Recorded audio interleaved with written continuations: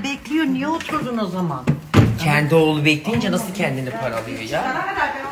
2 akşamdır canım yengem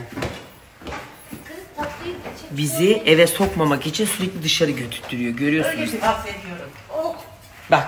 Ne güzel ediyor. Ah. Oh, çok güzel oldu. Artık iyice... Yengeni götürmeyeceksin de kimi götüreceksin yemek? Aynen yengem. Şurada 5 yıl, 10 yıl. Estağfurullah. Sen var ya gebertirme. Kız hayır evleniyorum ya o yüzden dedim artık. 5 yıla mı evleniyorsun? Seneye evleniyorsun. Ben de anlamadım. Tabii ilk evlilik zaman. Çok iyi biliyorum. İlk evlilik zamanları olur da birkaç sene sonra yavaş yavaş eksilir bunlar. Bayramdan bayrama görüşürüz. Arada da Gamze'yi sıkıştırıyor sakın ayağımızı kesme bizim diye. Korkarım ki sen evlenir evlenmez satarsın bizi. Sana hiç güvenmiyorum. Balayına gittiğim gibi. Haydi bak. Aynen.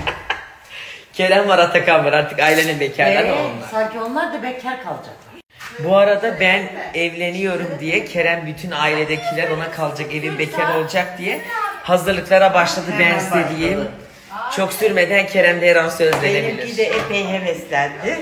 Peşine Atakan da anahtarı çevirdi. Aynen. Çünkü niye Kadir gidince işler bekarlara kalacak, akılları çıkıyor. Yengen yemek dönünce televizyonu açık bıraktı, camı açık bıraktı. Yengen biliyorsun. Oğlum aşağıda bekliyor. Hemen inin aşağıya. Ay oğlu aşağıda Evdeki değil. televizyonu Sanırsın Sırbistan'dan geldi oğlan. Sabah zaten sizleydi. Hayır aşağıda bekliyorum. Gelin dedi. Onun için yani. Televizyonu kapatsana camı. Atakan evlenince ben kapatır. hiç düşünemiyorum.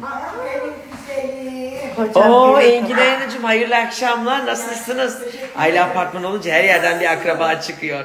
Hamdi sen nişana gelmişsin, halay çekmişsin, ben o kalabalık. Diyorum ki burada gözlüklü bir kadın var, bana bir yerden gözünü sürüyor ama nerede?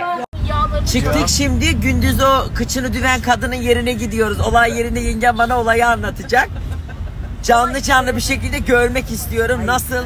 Gerçekten çok utanmaz. Ben sana dedim ya bizim evin önünde markette kadın kilodunu indirdi avucuna işedi diye. Polise bağırdı ki benim sıçacağım geldi. İnsanda azıcık haya olur. Ya bir de sen bana arsız diyorsun. Kaç kere kıçımı açtım ben. Arsızlar var. Biz gene en edepli aileyiz. Nerede yaptı tam olarak? Tam şu yanında yanında. Belki izimizi vardır. Ne yapacağız? Ali Bey